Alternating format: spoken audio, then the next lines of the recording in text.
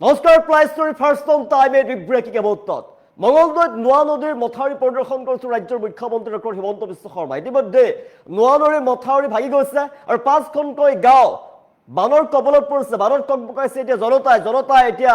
বান আশ্ৰয়ত থাকিবলগীয়া পৰিৱেশৰ সৃষ্টি হৈ পৰিছে মুখ্যমন্ত্ৰীগৰাকীয়ে বানাক্ৰান্ত শিবিৰত উপস্থিত হৈ মত বিনিময় কৰিছে ৰাইজৰ সৈতে আৰু শীঘ্ৰে মথাউৰি পুনৰ নিৰ্মাণ কৰি দিয়াৰ প্ৰতিশ্ৰুতি প্ৰদান কৰিছে আৰু বানাক্ৰান্ত লোকে যাতে সকলো প্ৰকাৰে সহায় পায় সকলো ধৰণে সহায় পায় তাৰ বাবে তেওঁ নিৰ্দেশ প্ৰদান কৰিছে আৰু আশ্বাস প্ৰদান কৰিছে যাতে সকলো ধৰণে সহায় কৰিব পাৰে হৈছে জনাইছো বিগ ব্ৰেকিং ডাঙৰ খবৰ এই মতে জনাই আছো মঙলদৈ নোৱা নদীৰ মথাউৰি ইতিমধ্যে ছিগি গৈছে হাহাকাৰ অৱস্থা নোৱা নদীৰ ভগ্ন মথাউৰি পৰিদৰ্শন কৰিছে ৰাজ্যৰ মুখ্যমন্ত্ৰী ডক্টৰ হিমন্ত বিশ্ব শৰ্মাই দৰঙৰ ঔতলাত মথাউৰি ছিগি বানৰ কবলত ইতিমধ্যে 5খনকৈ গাঁও বানৰ কবলত পৰিছে মানুহৰ ঘৰ দুৱাৰ বান সোমাইছে হাহাকাৰ অৱস্থা আৰু সেই সময়তে বৰ্ণাঢ্যৰ সৈতে মত বিনিময় কৰিছে মুখ্যমন্ত্ৰী ডক্টৰ হিমন্ত বিশ্ব শৰ্মাই বান শিবিৰত মুখ্যমন্ত্ৰীগৰাকীয়ে উপস্থিত হৈছে আৰু শীঘ্ৰে মথাউৰি অধিক শক্তিশালী কৰি নিৰ্মাণ কৰাৰ প্ৰতিশ্ৰুতি প্ৰদান কৰিছে আৰু বানাক্ৰান্ত লোকসকলক সকলো প্ৰকাৰে সহায় কৰাৰ প্ৰতিশ্ৰুতি প্ৰদান কৰিছে বৰ্ণাঢ্যক সকলো ধৰণে সহায় কৰা হ'ব আশ্বাস প্ৰদান কৰিছে মুখ্যমন্ত্ৰীগৰাকীয়ে ভগা মথাউৰি পৰিদৰ্শন কৰিছে মুখ্যমন্ত্ৰীগৰাকীয়ে নোৱা নৈৰ ভগ্ন মথাউৰিত ৰাজ্যৰ মুখ্যমন্ত্ৰী ডক্টৰ হিমন্ত বিশ্ব শৰ্মা নিজেই প্ৰত্যক্ষ কৰিছে সকলোবিলাক দৃশ্য আৰু ৰাইজৰ সৈতে মত বিনিময় কৰিছে বানপীড়িত লোকৰ দুৰ্দশাৰ বুজ লৈছে 5খনকৈ গাঁও ইতিমধ্যে মথাউৰি ছিগি বানৰ কবলত পৰিছে বানত ককবকাইছে এতিয়া 5খনকৈ গাঁৱৰ জনতাই তেওঁলোকৰ মাজত হাহাকাৰ অৱস্থা চাৰিওফালে পানী আৰু পানী খেতি পথাৰ পানীত ডুব গৈছে মানুহৰ ঘৰ দুৱাৰ পানীত ডুব গৈছে পানী ঘৰৰ ভিতৰত প্ৰৱেশ কৰিছে পশুধন পানীত বহুতৰে পশুধন উঠি গৈছে হাহাকাৰ অৱস্থা বিৰাজ কৰিছে আৰু শিবিৰত থাকিবলগীয়া পৰিৱেশৰ সৃষ্টি হৈ পৰিছে তেওঁলোকে বান শিবিৰত আছে বান আশ্ৰয় শিবিৰত আছে আৰু বান আশ্ৰয় শিবিৰত ৰাজ্যৰ মুখ্যমন্ত্ৰীগৰাকীয়ে উপস্থিত হৈছে ৰাইজৰ খবৰ লৈছে ভগ্ন মথাউৰি পৰিদৰ্শন কৰিছে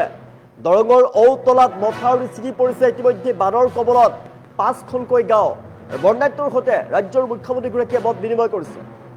নোৱা নৈৰ যি ভয়াৱহ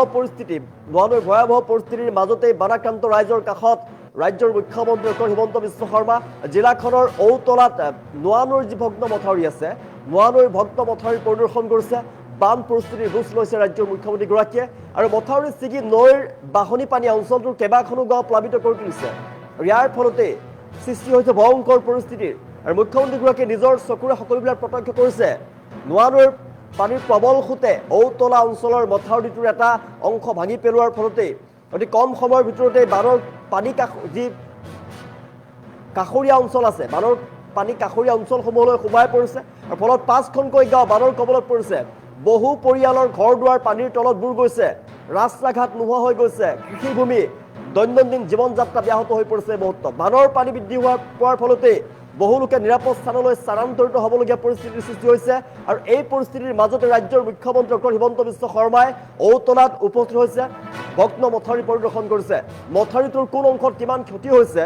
নৈৰ পানীৰ সোঁতৰ তীব্ৰতা কিমান আৰু পুনৰ বানৰ আশংকা কিমান এই সকলো দিশৰ বিষয়ে সংশ্লিষ্ট বিষয়াসকলৰ পৰা বুজ লৈছে মুখ্যমন্ত্ৰীগৰাকীয়ে আৰু বানপানীৰ ফলত অঞ্চলটোৰ ৰাইজে সন্মুখীন হোৱা সমস্যাসমূহৰ তেওঁ বুজ লৈছে খবৰ লৈছে বৰ্ণাঢ্যৰ সৈতে মত বিনিময় কৰিছে আৰু মথাউৰি পৰিদৰ্শনৰ পাছতে মুখ্যমন্ত্ৰীগৰাকীয়ে বানপীড়িত স্থানীয় ৰাইজৰ সৈতে মত বিনিময় কৰিছে বানৰ ফলত তেওঁলোকৰ ঘৰ দুৱাৰ খেতি বাতি আৰু জীৱন জীৱিকাৰ ওপৰত পৰা প্ৰভাৱৰ বিষয়ে বৰ্ণাঢ্যসকলৰ পৰা বুজ লৈছে বহুলোকে বানৰ পানীয়ে সৃষ্টি কৰা সমস্যাৰ বিষয়ে মুখ্যমন্ত্ৰীৰ আগত নিজৰ দুখ কষ্টৰ কথা অৱগত কৰিছে আৰু বৰ্ণাঢ্যসকলৰ কথা মনোযোগেৰে শুনিছে ৰাজ্যৰ মুখ্যমন্ত্ৰীগৰাকীয়ে আৰু দুৰ্যোগৰ সময়ত চৰকাৰ তেওঁলোকৰ কাষত আছে বুলি আশ্বাস প্ৰদান কৰিছে বানৰ ফলত ক্ষতিগ্ৰস্ত হোৱা লোকসকলক খাদ্য খোৱা পানী আশ্ৰয় আৰু প্ৰয়োজনীয় অন্যান্য যি সাহায্য আছে এই সাহায্য প্ৰদানৰ ক্ষেত্ৰত চৰকাৰে কোনো ধৰণৰ গাফিলতি নকৰিব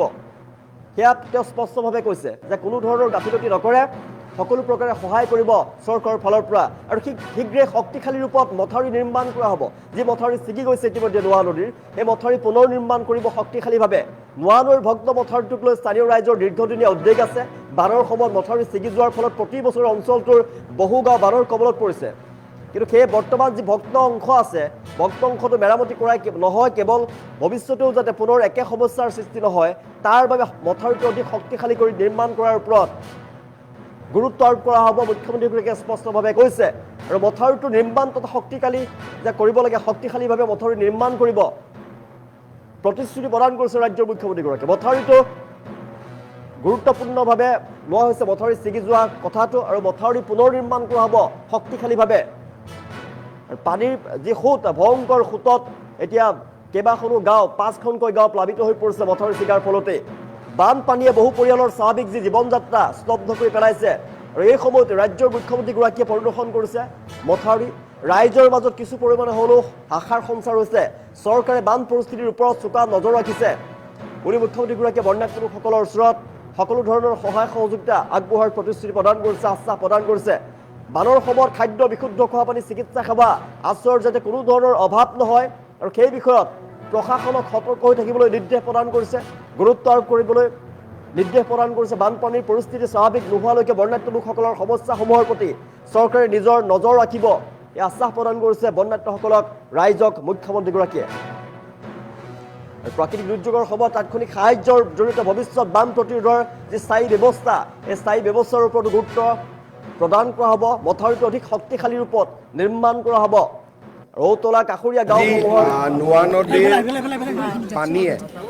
আমাৰ মথাউৰিটো ভাঙি লৈ যায়। ৰাইজৰ যথেষ্ট অসুবিধা হৈছে।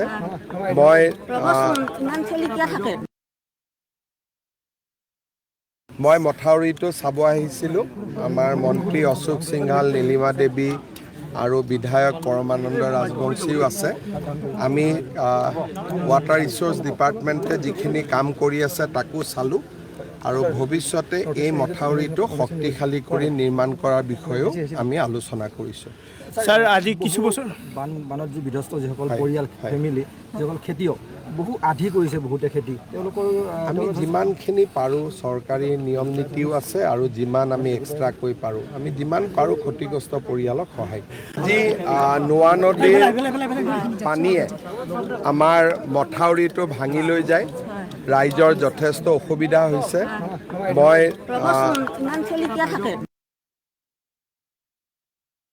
মই মথাউৰিটো চাব আহিছিলোঁ। আমাৰ মন্ত্ৰী অশোক সিংহাল, নীলিমা দেৱী আৰু বিধায়ক পৰমানন্দ ৰাজবংশীও আছে। আমি ৱাটাৰ ৰিচোৰ্চ ডিপাৰ্টমেণ্টে যিখিনি কাম কৰি আছে তাকো চালোঁ আৰু ভৱিষ্যতে এই মথাউৰিটো শক্তিশালী কৰি নিৰ্মাণ কৰাৰ বিষয়েও আমি আলোচনা কৰিছোঁ। স্যাৰ, আজি কিছু বছৰ বানত যি বিধ্বস্ত যিসকল পৰিয়াল, ফেমিলি, যিসকল খেতিয়ক, বহু আধি কৰিছে বহুতে খেতি, তেওঁলোকৰ আমি যিমানখিনি পাৰোঁ, চৰকাৰী নিয়ম নীতিও আছে আৰু যিমান আমি এক্সট্ৰাকৈ পাৰোঁ, আমি যিমান পাৰোঁ ক্ষতিগ্ৰস্ত পৰিয়ালক সহায় কৰোঁ। যি নোৱা নদীৰ পানীয়ে আমাৰ মথাউৰিটো ভাঙি লৈ যায়। ৰাইজৰ যথেষ্ট অসুবিধা হৈছে।